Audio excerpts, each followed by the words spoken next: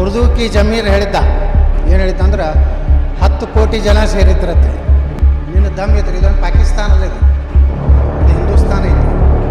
ಕಾಂಗ್ರೆಸ್ಸಿನ ಒಬ್ಬ ಮುಂದಿನ ಮುಖ್ಯಮಂತ್ರಿ ಅಂತೇಳಿ ಸ್ವಯಂ ಘೋಷಿತ ನನ್ನ ಮಕ್ಕಳು ಎಲ್ಲರಿಗೂ ಸವಾಲು ಉತ್ತರ ಕೊಡ್ಲಾಕತ್ತ. ಇಲ್ಲಿ ಧಾರವಾಡದಾಗ ಒಬ್ಬ ಯಾವನೋ ಹಾಕಿದ್ದ, ಇನ್ನು ಕೆಲವು ದಿವಸ ಬರ್ತೀನಿ, ಅಗರ್ ತುಮಾರ ಪಾಸ್ ದಮ್ ರಹತಾ ಬರ್ತೀನಿ ಧಾರವಾಡಕ್ಕೆ ಬಂದು. ಅದಕ್ಕೆ ಚಾಲೆಂಜ್ ತೊಗೊಂಡೆ ಇವತ್ತು ನಾವು ಬಂದೀನಿ.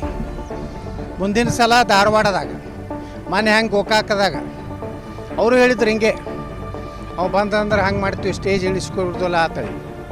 ಇಲ್ಲಿ ಒಬ್ಬ ಏನೋ ಮಾತಾಡೋಣ, ಅವನಿಗೆ ಹೇಳ್ತೀನಿ, ನಿನ್ನ ದಮ್ ಇದ್ರಿ, ಇದೊಂದು ಪಾಕಿಸ್ತಾನಲ್ಲ, ಇದು ಹಿಂದೂಸ್ತಾನ ಐತಿ.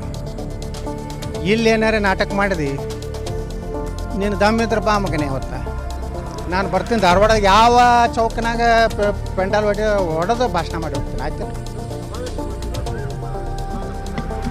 ಎರಡಕ್ಕೂ ಮೊದಲ ಸಮಾವೇಶ ಯಾವುದಕ್ಕೆ ಪಾರ್ಟಿಯವ್ರು ಕರೀತಾರೆ ಅದಕ್ಕೆ ಬರ್ತೀನಿ. ಪಾರ್ಟಿಯವರು ಪಾಪ ಸಿದ್ದರಾಮಯ್ಯನವರು ಮೊನ್ನೆ ಅಲ್ಲಿ ದಾವಣಗೆರೆಯಾಗ ಎಷ್ಟೋ ಲಕ್ಷ ಜನರದು ಅವರ ಶಿಷ್ಯ ಜಮೀರು ಅವ್ರದೂಕಿ ಜಮೀರ್ ಹೇಳಿದ್ದ ಏನು ಹೇಳಿದ್ದಂದ್ರೆ 10 ಕೋಟಿ ಜನ ಸೇರಿದ್ರತ್ತೇಳಿ. 10 ಕೋಟಿ ಒಳಗೆ 167 ಏನೋ ಜನರಲ್ ಕ್ಷೇತ್ರ ಅದಾವೆ ಕರ್ನಾಟಕದಲ್ಲಿ. ಸಿದ್ದರಾಮಯ್ಯನವ್ರಿಗೆ ಒಂದು ಕ್ಷೇತ್ರ ಸಿಗಲಾಗೈತಲ್ಲ, ಯಾಕೆ ಹಿಂಗೆ ಓಡಾಡ್ಲಕತ್ತಾರು? ಹಾಂ, ಈಗ ಅದೇನತ್ತಾರಲ್ಲ, ನಮ್ಮ ಕಡೆ ಕುಂಡಿ ಸುಟ್ಟು ಬೆಕ್ಕಿನಂಗೆ ಸಿದ್ದರಾಮಯ್ಯವ್ರು ಕೋಲಾರಕ್ಕೆ ಹೋಗ್ತಾರೆ, ಒಮ್ಮೆ ಚಾಮರಾಜ ನಗರಕ್ಕೆ ಹೋಗ್ತಾರೆ, ಒಮ್ಮೆ ಅದು ಯಾವುದಾದ್ರು ಚಾಮುಂಡೇಶ್ವರಿಗೆ ಹೋಗ್ತಾರೆ, ಒಮ್ಮೆ ಬಿಳಿಗಿಗೆ ಬರ್ತಾರೆ, ಒಮ್ಮೆ ಬಾದಾಮಿಗೆ ಬರ್ತಾರೆ.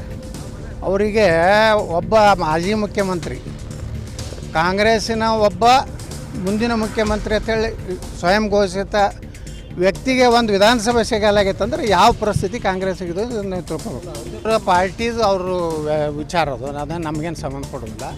ನಿಲ್ಲಬೇಕು ಬಿಡಬೇಕು ಅನ್ನೋದು ಅವ್ರ ಪಾರ್ಟಿ ತೀರ್ಮಾನ ಮಾಡ್ತದೆ, ಅದರಲ್ಲಿ ನಮ್ಮದೇನಿಲ್ಲ. ನಿಲ್ಲಿ ಅಂದ್ರೆ ಅವರಿಬ್ಬರು ಸೋಲ್ತಾರತ್ತೆ ಸಂತೋಷ ಅನ್ಸಿರ್ಬೇಕು, ಅದಕ್ಕೆ ಹೇಳ್ಯಾರ ಅವರು.